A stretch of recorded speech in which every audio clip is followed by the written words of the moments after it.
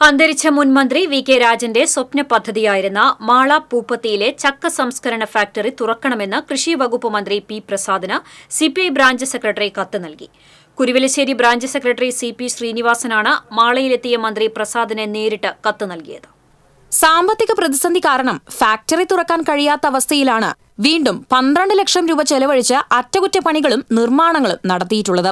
ചക്ക സംസ്കരണ ഫാക്ടറി തുറക്കാൻ കഴിയാത്തത് സിപിഐക്കുള്ളിൽ വിമർശനങ്ങൾക്കിടയാക്കിയിട്ടുണ്ട്. ഫാക്ടറി പൂർണ്ണതോതിൽ പ്രവർത്തന സജ്ജമാക്കുന്നതിനായി പഠനം നടത്തി റിപ്പോർട്ട് നൽകുന്നതിനായി വിദഗ്ധ സംഘത്തെ നിയോഗിക്കുമെന്ന് മന്ത്രി പി പ്രസാദ് 2022 മാർച്ചിൽ പറഞ്ഞിരുന്നു. എന്നാൽ ഏപ്രിൽ മാസത്തിൽ ഫാക്ടറി അടച്ചുപൂട്ടി. ഫാക്ടറി നിർമ്മിച്ച് 3 കോടിയോളം രൂപ ചെലവായതല്ലാതെ യാതൊരു ഗുണവും നാട്ടിലെ ചക്ക കർഷകർക്കോ ഉപഭോക്താക്കൾക്കോ ലഭിച്ചിട്ടില്ല. കേരള അഗ്രോ ഇൻഡസ്ട്രീസ് കോർപ്പറേഷന്റെ കീഴിൽ കാർഷിക സർവകലാശാലയുടെ സാങ്കേതിക വിദ്യയിൽ ചക്കയുടെ മൂല്യവർദ്ധിത ഉൽപ്പന്നങ്ങളായ പൾപ്പ്, നെക്ടർ, മിഠായി, ജാക്ക് ഫ്രൂട്ട് ബാർ, ചക്കക്കുരു ഉൽപ്പന്നങ്ങൾ, ചക്ക ഹൽവ, ജാം, പൗഡർ എന്നിവയുടെ നിർമ്മാണമാണ് പദ്ധതിയിട്ടത്.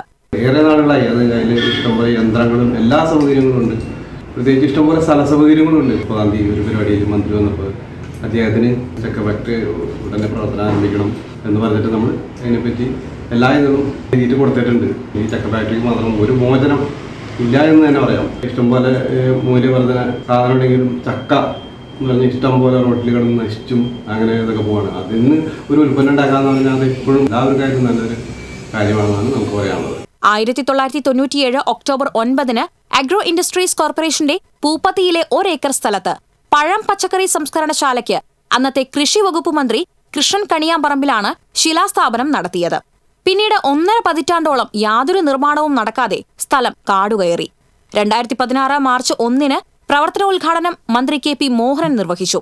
പിന്നീട് വാണിജ്യാടിസ്ഥാനത്തിൽ ഉൽപാദനത്തിനായി 2018 ഏപ്രിൽ 7 കൃഷി വകുപ്പ് മന്ത്രി വി എസ് സുനിൽകുമാർ ഉദ്ഘാടനം നടത്തി.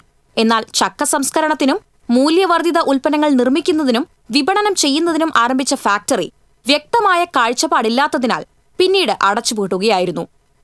TCV news, Mala.